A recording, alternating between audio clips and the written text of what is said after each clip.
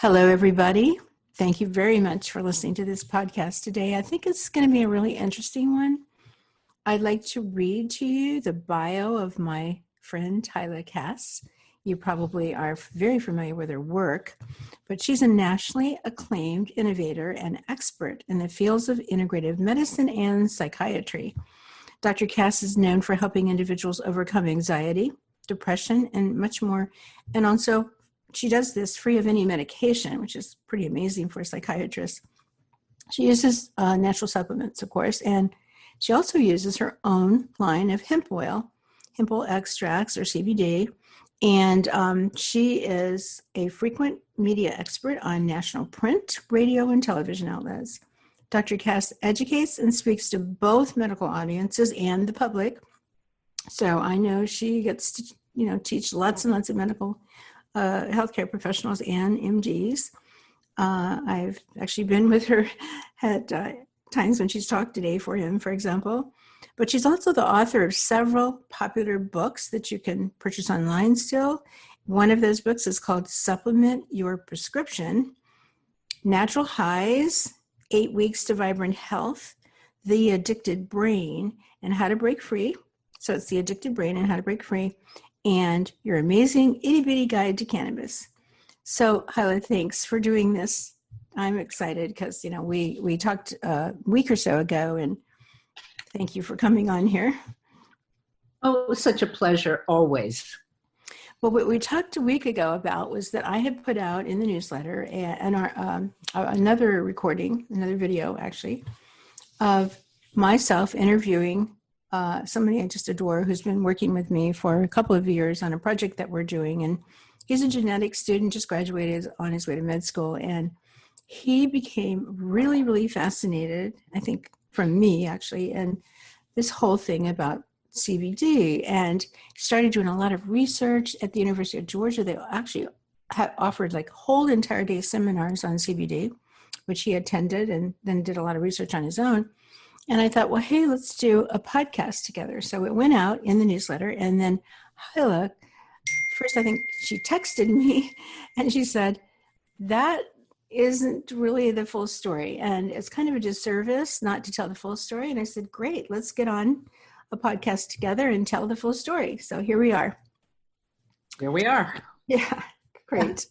All righty. Well, I'm kind of, CBD is complicated to me. In other words, I haven't been able to follow the whole story for years now, because I just know that years ago, at the very, very beginning of this wave of interest in it, we had a booth at autism conference called Autism One, and right next to our booth was a company that had CBD for the first time, and that's when I got introduced to it. And it became very, very popular in the autism community because it had such a positive effect.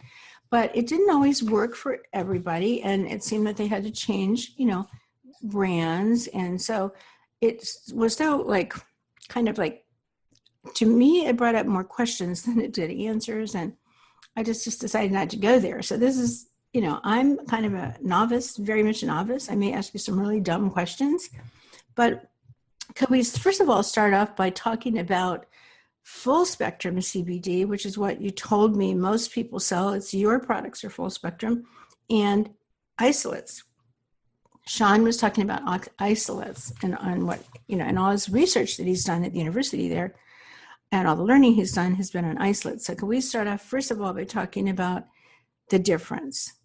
Okay. Between the two. And for starters, let me just talk a little bit about CBD. When I first heard about CBD, I said, oh, it's about getting high, because I was associating it with THC, with marijuana, with recreational, so even this was quite a few years ago, but I can understand people being confused.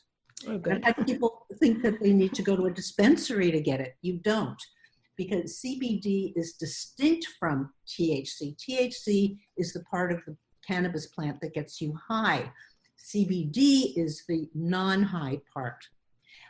But the other issue is that the cannabis plant has many, many cannabinoids, not just THC and CBD. They're the famous ones. They're the ones we hear about. But the fact is that there are probably over 100 cannabinoids, vitamins, minerals, and a whole load of what are called terpenes. Terpenes are the part of the plant, of any herbal plant, that gives its characteristic odor, its aroma, like lavender, like lemon. Lemon verbena has like a lemony smell. And they're all very distinctive. So that's what gives pot its smell. You know, when you smell pot, you know, that skunky smell, that's what you're getting. Those are the terpenes from the plant. Well, do the terpenes have medicinal value, or they just add sort of an essential oil odor?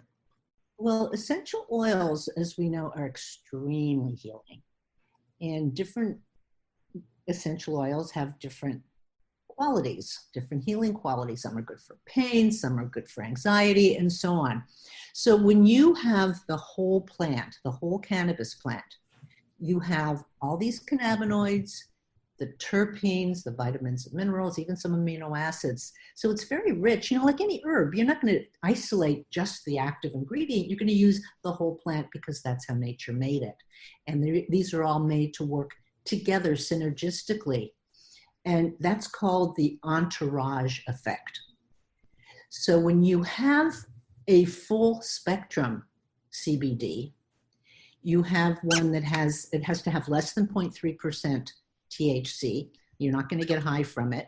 Or you have a broad spectrum product, which actually has had that less than 0.3% reduced even more to just about zero.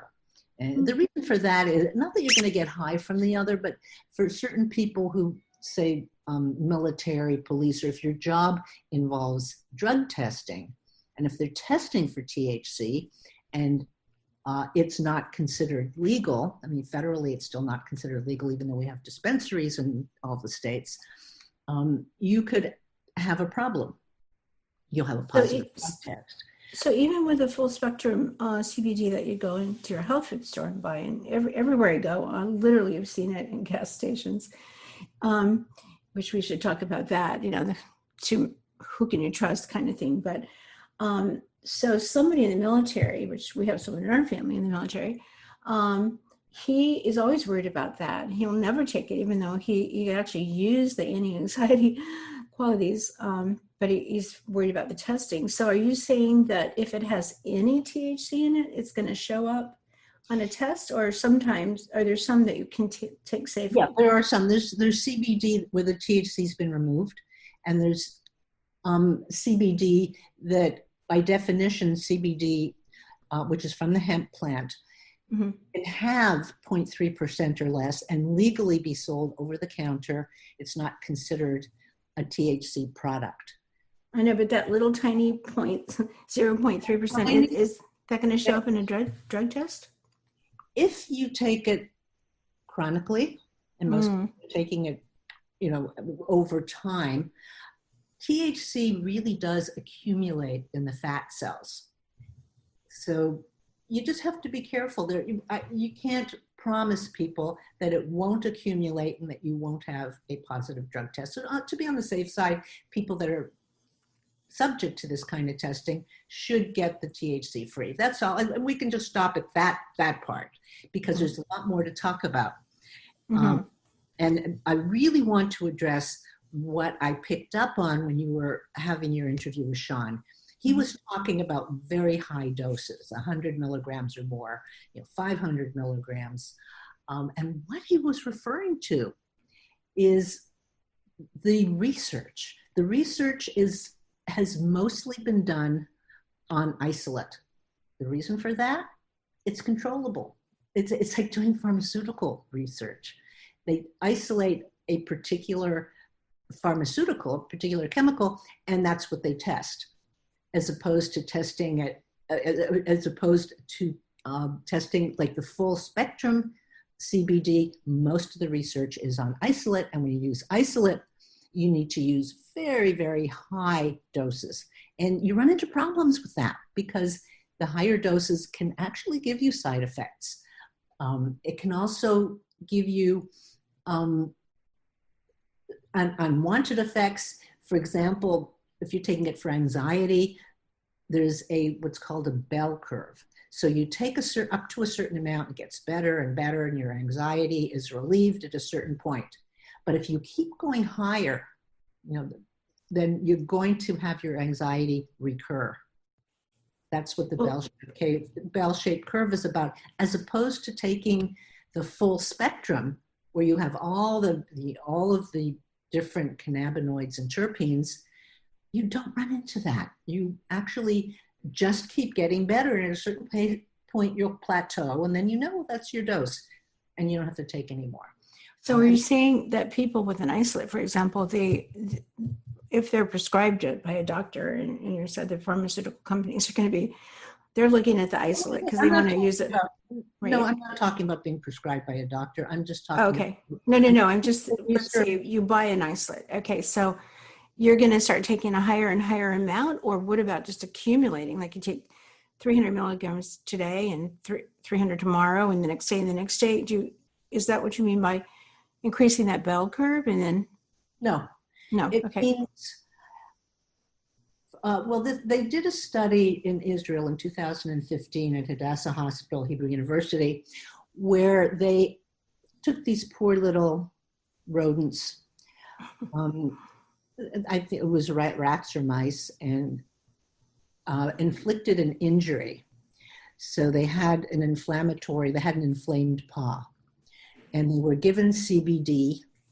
And when they were given the isolate, they were given a much, much higher dose. They had to keep raising the dose till it worked. And then they reached a certain point where it not only stopped working, but the inflammation came back. They took the other group, where they gave them the full spectrum, and it worked at a much lower dose. So these rodents weren't exposed to so much product, and it didn't have a bell-shaped curve. It reached a certain point that was good, relieved their inflammation, relieved the swelling, and they were fine. These little rodents were fine and happy and running around.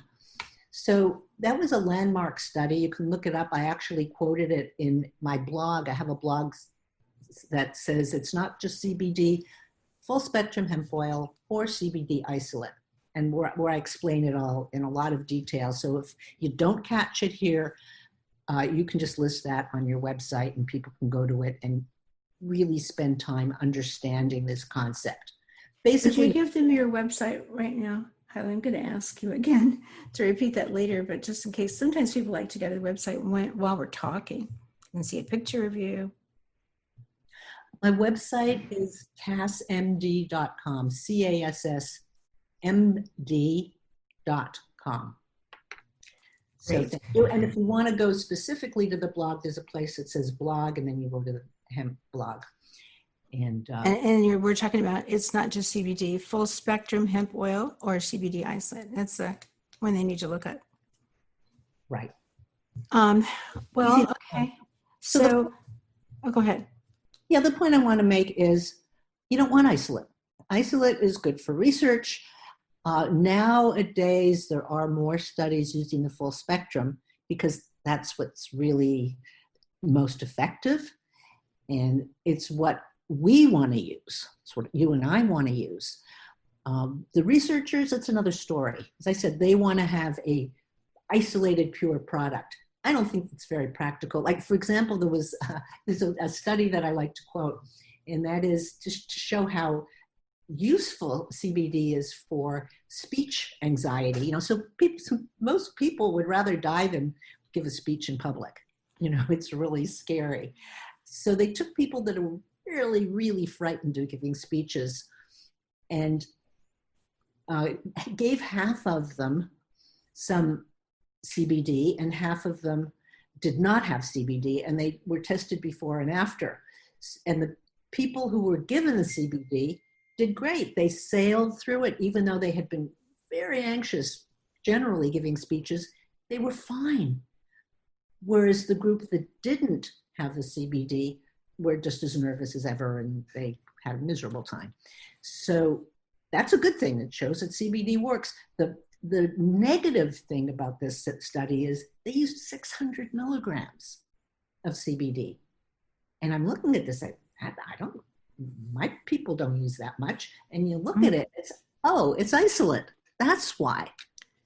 So you really need to know that if you're using isolate, you don't have the advantage of the entourage effect, the synergistic effect of the whole plant.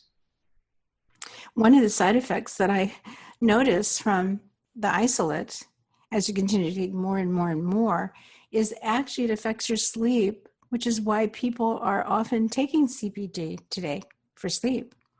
I was really surprised to see that as a side effect. Yeah. Well, before we get off of the whole topic of dosage, because it's really important, and I think it's one of the big areas people are really confused. When they're buying one and they bring it home, they get it from you, whatever, and they have it now. How would you recommend they start to take it? Like, how do you find your dosage? And does that dosage change? Like today you need this and tomorrow you need twice as much or whatever? Yeah, usually we have our own range. And it doesn't, it kind of accumulates. It's not like it stays in your body, but your endocannabinoid system gets awakened. The endocannabinoid system is where the CBD, or actually the whole plant, reacts. So you'll find your own dose. And the general rule of thumb is start low and slow. So you start off with like one squeeze. A squeeze is considered, when you say a dropper full, you really mean one squeeze, because if you try to keep squeeze, you know how you can squeeze and squeeze and squeeze a dropper trying to fill it all the way and then it gets messy? That's not what we mean by a dropper full. And I explain that very well on my website. You take one squeeze, that's a dropper full. Say if you're taking my 1,500 milligram bottle, and that's 1,500 in a whole bottle. One squeeze is 25 milligrams. So you can even take half of that, which is 12.5 milligrams. Then the next, if that doesn't work, let's say you have some acute pain, you've been running and your knee hurts. You take, say, a 12.5 milligram dose. If in half an hour it still isn't relieved, you take another half a dose. And so on, you just keep building up until you find your perfect dose for yourself. And if you don't have a target system, if you're just using it for maintenance, you just take it for a while and observe your mood, your energy, your sleep, your memory. It has so many effects. It's so funny. Like people will take it for a headache and find that they're sleeping better, or they take it for sciatica and their anxiety goes away. So it has side benefits rather than side effects. And the reason why it has so many widespread effects throughout the whole body and brain is because the endocannabinoid system really controls many, many processes in the body. It's like a homeostatic mechanism. It's really made to help to balance and de-stress you. Well, that was my next question for people that don't know. They've never heard the term endocannabinoid system. What is that? And why have we not heard of it before? I mean, we know digestive system, circulatory system, everything, but why have we not heard of did it just get discovered? We didn't know about it. Exactly. For example, there was all the research about THC starting in the 60s. And then they finally discovered the THC receptor many years later. And then again, from the same group, from Dr. Meshulam, Professor Meshulam's group in Israel, discovered the endocannabinoid system, which is a system like it's hidden in plain sight. And there are CB1 and CB2 receptors all over the body.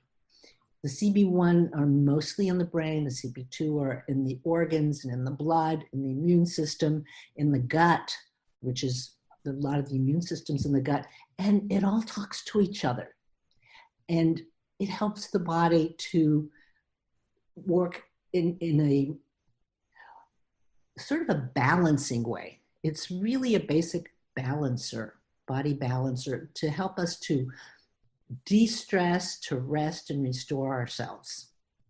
So, well, you're just we're kind of great for stress. I just wanted to finish that because we are so stressed that to have a system like the endocannabinoid system, let's use it. And the way to use it, to activate it, is to use CBD, because a lot of people have a low endocannabinoid system. When you have a low endocannabinoid system, you're going to tend to be depressed, anxious, prone to having pain, prone to having migraines, muscle tension, PMS, menopausal symptoms being worse. It's not going to give you menopausal symptoms if you're not menopausal, but it helps to relieve them. So these are all the issues that it addresses.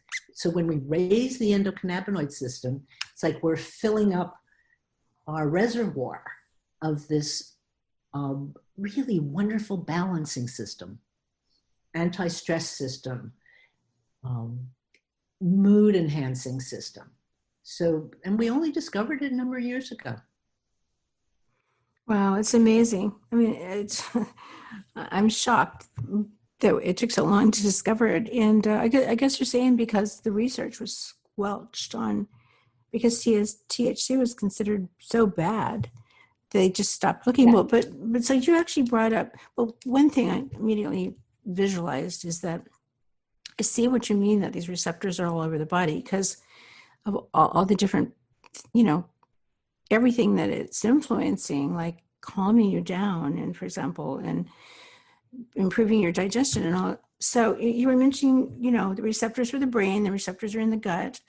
Of course, we talk all the time in functional medicine about the gut-brain connection, and then between the two is the vagus nerve.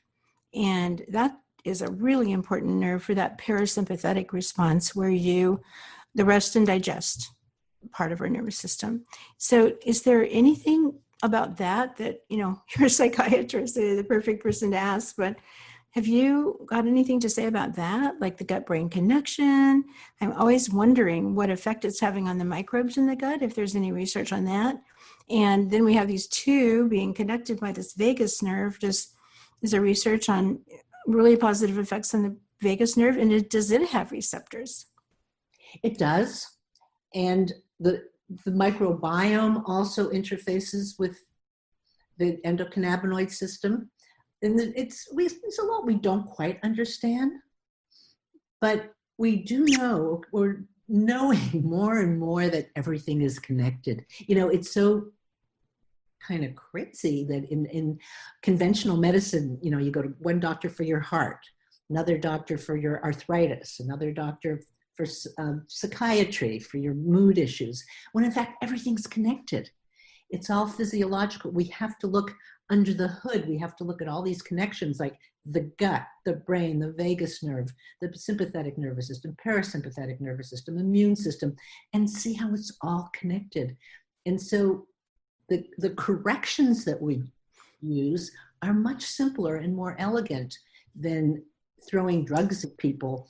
And you see 5 different doctors for 5 different systems, and you're put on 5 different sets of drugs which interact with each other, and it's not a good thing. Whereas if you look under the hood and look at what is going on, and very often the endocannabinoid system is involved, and simply correcting that with CBD, particularly full spectrum, you're going to have a real head start in just about anything.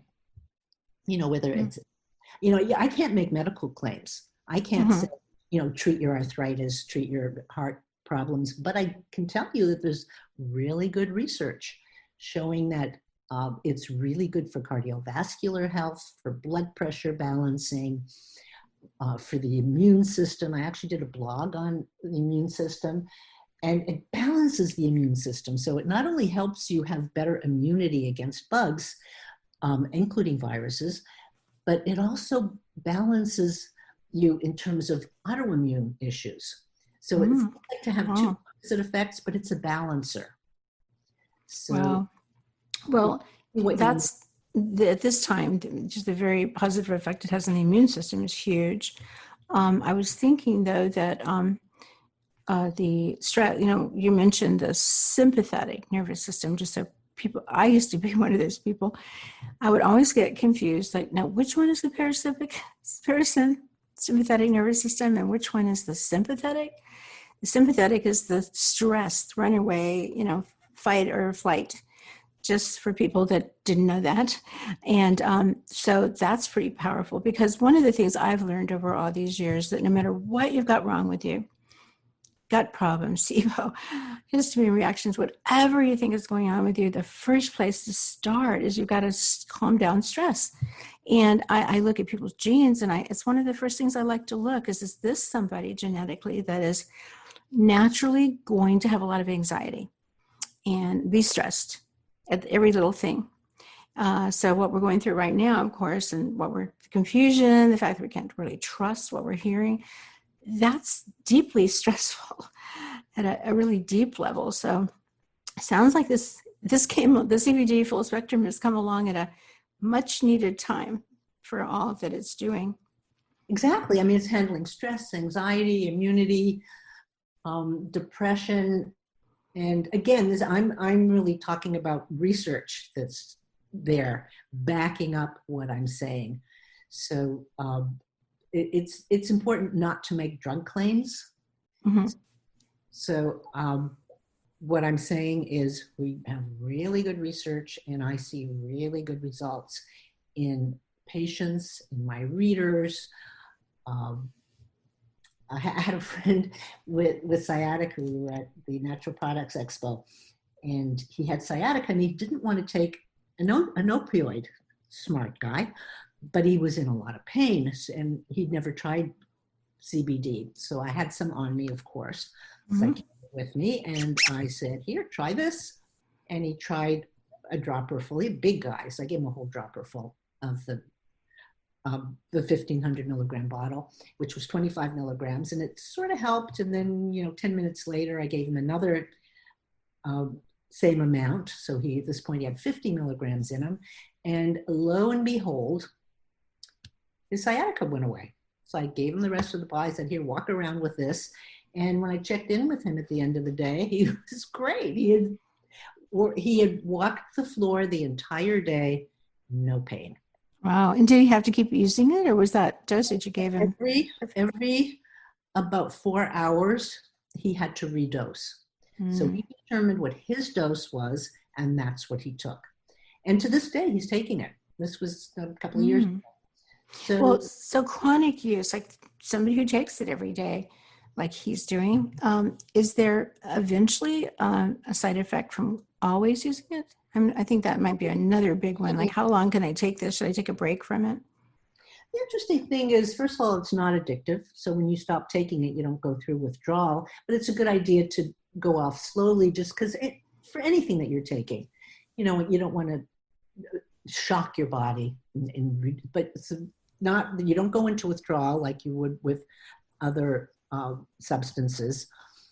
And you don't have to keep using more and more. You don't develop tolerance to it. So you can just keep taking it. And some people just don't make enough. And this is probably a genetic predisposition. Something else you really need to deal with is early PTSD, or even later PTSD. Because when you have PTSD, two things. You're using up your stress hormones, and your endocannabinoid system can go down, but also people who are prone to PTSD are people with low endocannabinoid systems. So, works both ways. And in fact, we can treat PTSD with CBD. Now, isn't that cool? So is the military using it? Because they have huge problem with post-traumatic stress disorder. Why would they be against it? Well, it's not that they're against it. It's CBD is, I don't know if they're doing any research with CBD in the military. I know they've done research with THC, and a lot of ex-military and people, I guess in the military, they're tested, smoke a lot of pot because that was the only thing that helped their PTSD. Mm-hmm. I know that to be very true. And before we had CBD, what they had was weed. and that's what they smoked, and that's what would relieve their terrible anxiety, but it didn't have a permanent effect. They had to keep smoking. What we find is if people are using CBD regularly in terms of their PTSD, and also have some therapy around it, it's useful to have EMDR or tapping or what's called sensory experiencing. There are a number of trauma therapies that are done by experts, or you can do tapping yourself, but it's better if someone else does it with you, to help relieve and release the old traumatic memories that live in the fear part of the brain. And what CBD does is it actually mitigates that fear part of the brain. It's as if the fear becomes instilled and kind of locked into the amygdala, which is the fear reactive part. It's a protective part. It helps us jump away from a hot stove. But when you don't have enough of an endocannabinoid system, it'll stay in there, and you're going to have fear triggered. Anytime you're near a stove, or like with soldiers, anytime they hear a loud noise, they go right back into an explosion that was very traumatic. Mm. So when you do a little bit, you do some therapy with it, and you take CBD along with it while you're doing therapy, after the therapy, you get a much quicker and longer lasting effect. We're baby boomers, of course, and, would remember our generation of men were drafted into the service and off to war in Vietnam. And it was a horrible experience for them. They weren't at all prepared for it and trained and emotionally ready for something like that. So I know a whole bunch of them made it through their years over there by smoking pot. And then, of course, they even became sort of addictive, or maybe what it was is they just realized that it helped them deal with stress so much they kept on using it. So you're saying THC is the one that's addictive, but CBD is not. Correct. Right. Let me also go back to those soldiers. Many of them were smoking weed while they were in Vietnam. When they came back, they stopped because they weren't subject to all that daily trauma. These aren't people with PTSD. These are people who are using it to allay their anxiety then, but they didn't even become addicted. They came home and they just resumed normal lives. Others continued with smoking pot because they did have PTSD and they had to keep using it. So if they were using it in Vietnam, and I know a lot of men were, did it affect their, have an impact on their effectiveness as soldiers? That's an interesting point, and that's something I don't know. But what I will say, getting back to the CBD THC contrast, that we actually use CBD to help people come down from excess THC. And what I mean by that is that the THC that we have now is so strong. The weed that we have has been bred to be recreational, and it can have a very, very high proportion of THC. It's mostly THC with almost no CBD in it, which makes it an unbalanced cannabis. And when you mess with Mother Nature that much, you get into trouble. So when you have such a high amount of THC, there are a lot of people that are very sensitive to it. And particularly younger people, and particularly if they hadn't tried it before, they can become paranoid and hallucinate on THC because it really upsets your brain neurotransmitters. And what happens is these poor people are taken to an emergency room because they're hallucinating, they're paranoid, they can be violent, and they're frightened. So they're taken to an emergency room, given antipsychotic medications. Then they may be diagnosed as bipolar and then put on that bipolar cocktail of drugs. And that person then becomes labeled mentally ill. And I've seen this where kids have had to drop out of school, drop out of college, just from smoking pot, having this reaction, and just gone down this whole really horrible pathway and end up at home in their room, and their lives No are motivation. over. Mm-hmm. They're on all these meds and they can't think straight, and they've really lost themselves.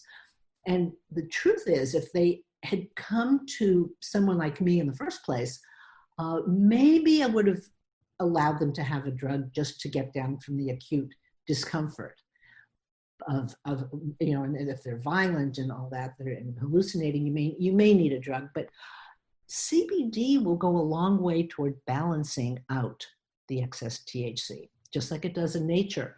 So you can give them injectable CBD or really high oral dose, and just keep dosing them until they come down, because it neutralizes THC. It goes to the CB1 receptor and interferes with the connection. It kind of blocks the connection of the THC with that CB1 receptor and eases that whole THC reaction, and does it in a nice natural way.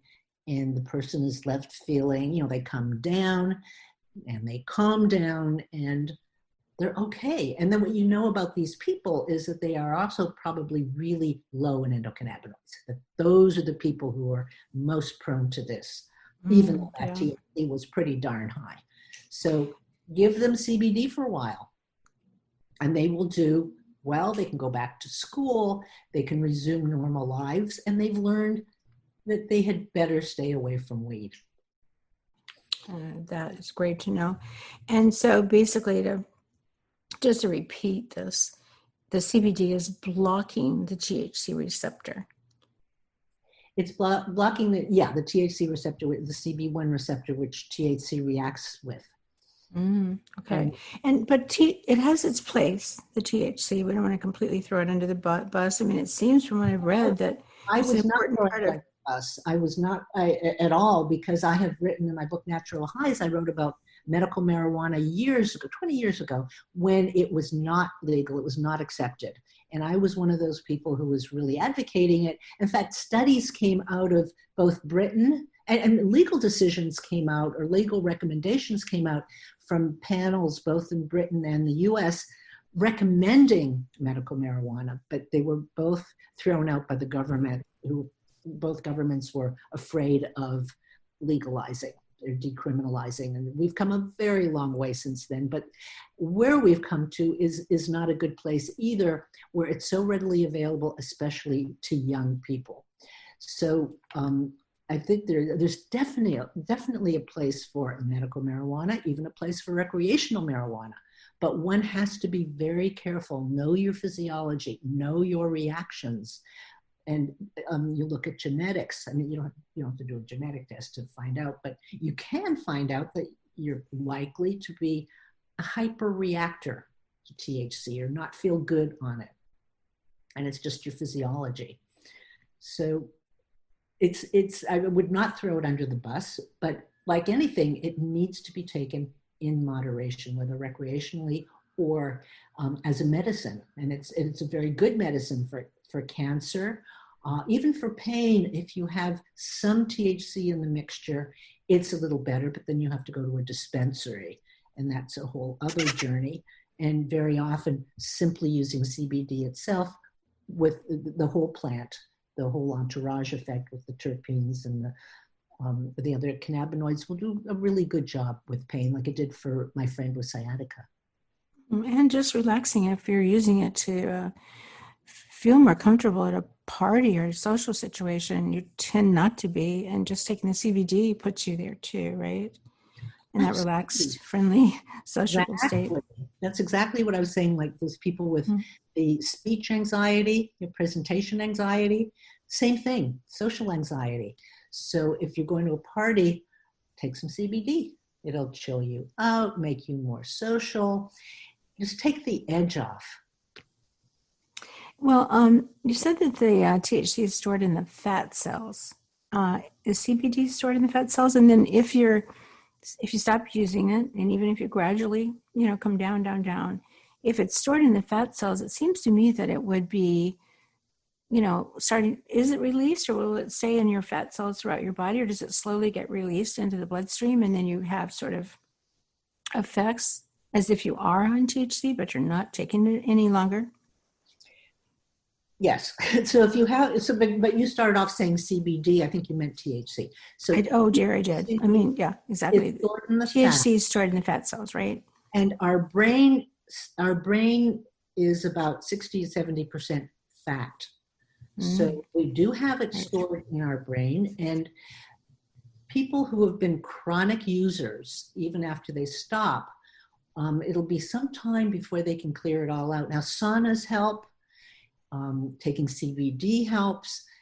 But once it's cleared out, people notice such a difference. I mean, so many people have said, wow, I can think more clearly. I didn't realize how cloudy my thinking was. And I don't want to be, anti-THC, but I'm just pointing out that when it's stored, it can interfere with clarity of thinking. A small amount can help you think more clearly, but people aren't known to use things in moderation, especially if it's recreational CBD, recreational THC. So that's what happens. Something I've been wanting to ask you for years, and I just never remembered to when I'm with you. So I'm going to take this chance right now. Years ago, you started, kind of jumping ship, and as a psychiatrist, started finding natural ways to help your patients get well. What inspired you to do that? What made you jump, start to look for natural things? That's so unusual. Well, first of all, my training was pretty much psychodynamic. I was training at the Cedars-Sinai program, which was affiliated with UCLA, but UCLA was training much more in the use of drugs. Our program was teaching us more about psychodynamics. So it started there. And at the time, there weren't a lot of drugs out. So we didn't have what they have now. Now there's just so many psychiatric medications. And that was my orientation, and that was being natural. So I actually went from doing a lot of psychotherapy to then noticing how food affected mood, how low blood sugar was so important in terms of anxiety and depression. And I just began to read and go to conferences, and I had certain leaders who inspired me. And I was just really following my own, I've always just followed my own path. It's kind of who I am. Yeah, and incredibly educated. I honestly can say this, as I do not know anybody that has attended as many conferences as you have. I'm shocked. Like, I'm always thinking, oh my gosh, I was in another conference. So you're constantly on top of anything new coming out, and there's nothing you don't know. So it's pretty cool that you do follow your own path, and you love learning so much too. Well, I have a couple more questions. We probably should wrap this up, but so do you find people purchasing your products for pets? And the other part of that is, as far as products go, do you, when you developed yours, so here we have, now I understand that we have terpenes, and there's so many different ones with different purposes and effects in the body. So when you put your product together, was there a rhyme or reason to it? Did you actually create it, or you just picked something? I did. I worked with a manufacturer, and they have the raw material, but then I decide what amount to put in. My particular one has extra beta caryophyllene, which is really good for pain and anxiety, and it boosts it, as it were. It's full spectrum, actually broad spectrum, which means it has 0 THC. And I put a lemon flavor in because I liked it, and it's nice and light. It didn't have that grassy taste to it. I also like the MCT oil because it's lighter. Some of the other oils are really heavy and kind of hard to tolerate, and they kind of stick in your throat. So yeah, I put together the components, and people really, really liked it. I mean, you only are as good as what your results are. You can draw out something, oh, this looks really good. And then people try it, not so good. This one was a home run. First time out. People were saying, wow, I tried. And they named some name brands. And they said, I tried this and I tried that. And yours worked better. So, hey, I don't know. It may be the cultivar. It may be, where it's coming. It may be the extraction process. Maybe the particular mix, but mine works. Well, I'm really glad you said that, because I am one of those people that have tried different ones off and on, and I haven't really been able to say this really helps. It wasn't like maybe immediate. I probably wasn't using enough. I didn't know to, take some and keep increasing the dosage for what I needed. But I also didn't realize the difference in quality. And I didn't realize that you could, I guess, create or craft one. I thought they all were just doing what nature provided us, that you could actually take the best and put it together and create something. And of course, being a psychiatrist, you would create something for anxiety and relaxation and all too. So fortunately, I've traded you my wonderful probiotic protein shake for a couple of bottles. So after our interview, I'm going up right upstairs and start using it, because honestly, when you gave them to me, I just kept them up in my closet and I didn't really use them because I haven't been all that excited about CBD, but I'm in a whole different place now. So thank you for that very much. And what about the pets part? What's that? Is it good for pets? It absolutely, because I see it for pets in the pet stores. I mean, same thing with. Oh yeah, Can they use human? Can they use yours? They can use mine just in a smaller dose. You get the 500 milligram and just use a quarter of a drop. Or in fact, I had a friend who's really sadly, his dog, who was a show dog, had cancer and was in a lot of pain, and it just broke his heart. And I gave him a bottle for his dog, and he told me that it just made such a difference. The dog relaxed, she was sleeping, she was clearly not in pain. And it just really warmed my heart. See that your dog like that too. My little dog's in the background starts barking. I guess he's verifying what you're saying. He says, yes, that's right. Give me some. He said that the dog passed away about 2 weeks later, but was very peaceful for those 2 weeks. And that made me so happy. And I'm actually coming out with a pet one. I just have to get the labels finished and it'll be up. Perfect. Wow. Thank you so much for this interview, Hyla. I think it's going to help a lot of people.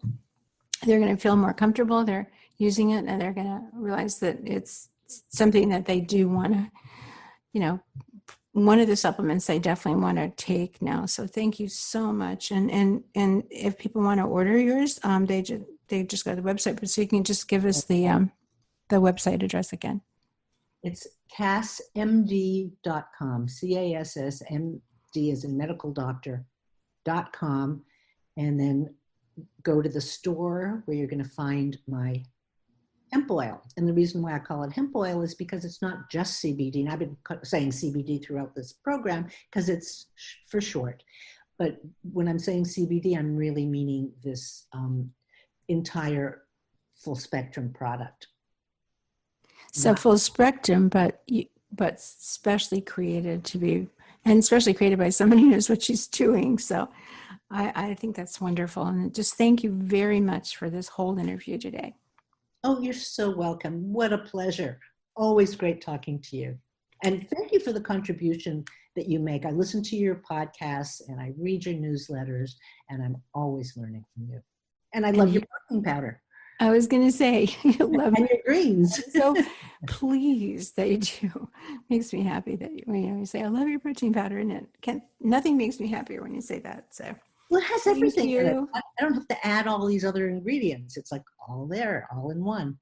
It tastes good. It tastes good. Yeah. Well, once again, thank you very much. You're so welcome. Take care. Have a wonderful day. You too.